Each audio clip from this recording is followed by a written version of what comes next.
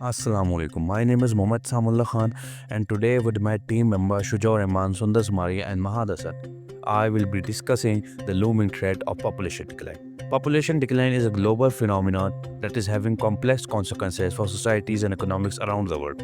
In Japan, for example, the population shrank by over 1 million people in a single year as a birth rate plummeted and life expectancy increased. Similar trends are unfolding in parts of Europe where shrinking workforces and aging population are straining social systems. These demographic shifts bring a host of challenges from supporting growing number of retirees to maintaining economic growth and stability. If we are ever to solve the growing problem of population decline, we must first understand the causes behind it. One of the first causes is the crashing birth rates all over the world. These include Europe, North America, and even Africa, which is one of the most populated continents according to the UN. Increasing age of marriage is also a factor. We have gone from marrying in our early 20s to late 20s and even 30s. This gives us less time to nurture our kids together. Economic factors such as increased housing prices to inflation have also discouraged us from having families or ignore marriage altogether. But population decline is also causing another problem, which is that there is a shortage of workers, of a young population that can support the old. Because the birth rates have plummeted, there are not new people to replace the old. But life expectancy has significantly increased in the past, so we are living longer than in our past. This has changed the age distribution in our societies from a majority of young people to a majority of older population. This will cause significant problems for us. Typically, in a country, there is a large number of young people that supports the old with their taxes. But as the young population becomes fewer and fewer, this will put a great strain on our healthcare system, as it is mostly the old that takes most of our healthcare resources.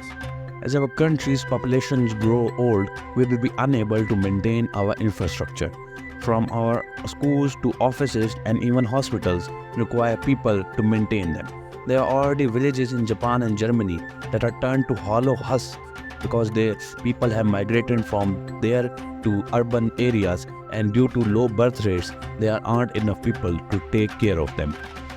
We will also start seeing labor shortages in different departments because we will be unable to replace the retirees with new skilled employees.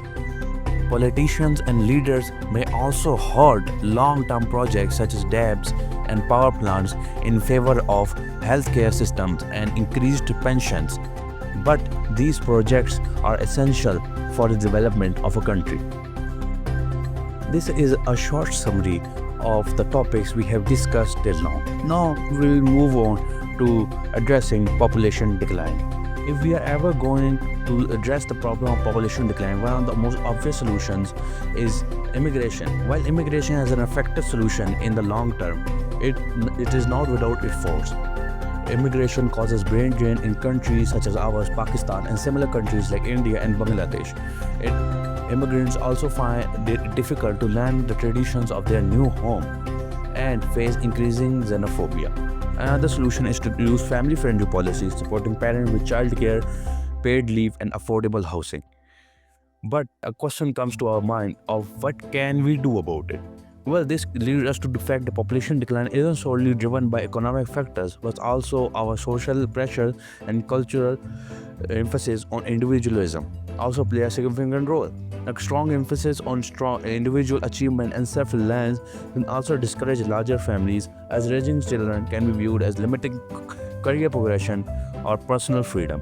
In conclusion, population decline is a global issue and requires a coordinated approach, and solutions needed to be tailored to each country's unique context. But we should not be disheartened. Our human race has overcome many challenges.